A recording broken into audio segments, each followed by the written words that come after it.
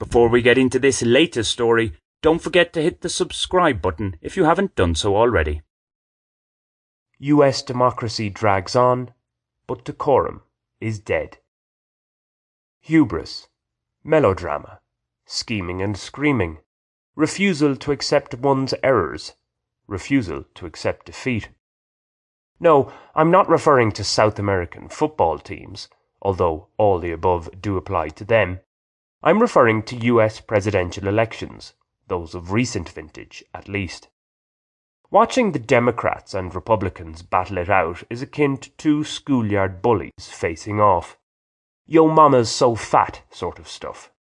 Okay, you're right, that might be a bit unfair to the inventiveness of some of those fat mama quips.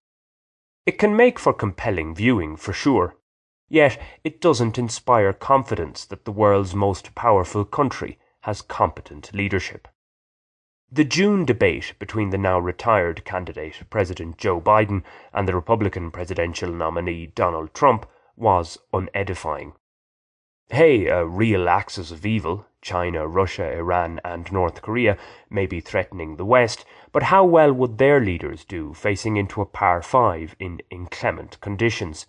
It's pointless having a good shot on the battlefield if you can't shoot your way around a golf course, you know.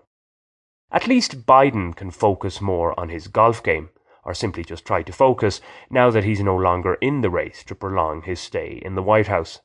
Trump, though, will, or should anyway, be spending less time on the tee and more time on the campaign trail.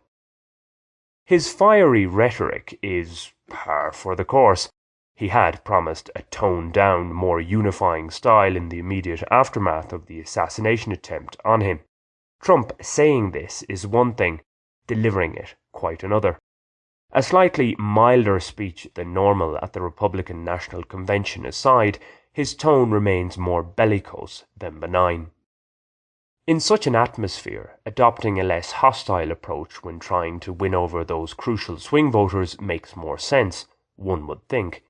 It remains to be seen if Trump's new opponent, the presumptive Democratic Party candidate Vice President Kamala Harris, goes for such a strategy, i.e., focusing on policies and plans rather than ad hominem attacks.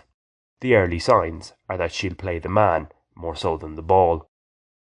One area where she might offer something different to both Biden and Trump is in the God talk, as in having less of it. At times I wonder what's the point in having these elections if it's all in the hands of the Almighty. Many of the USA's political heavyweights reference their Christian God more than the average Islamic fundamentalist mentions Allah. This isn't necessarily a problem, particularly if it is accompanied by concrete proposals. However, the God talk rings hollow in the toxic political climate of today's USA. Nonetheless, Harris is going to be on safer ground talking about gun control rather than God control. Jesus is still a big vote winner in American politics. Whatever she does decide to discuss, her big problem is that she's not a talented orator. Well, she's not an orator full stop, or period, as our US friends say. Thus, the Harris handlers will most likely advise her to stick to the well-tried but not altogether trusted line that Trump is a threat to our democracy. Keep it simple, stupid. A fresher, smarter approach would pay greater dividends, but that's probably beyond Harris's ken. Or maybe she'll show us in the coming weeks some political acumen that has heretofore remained hidden.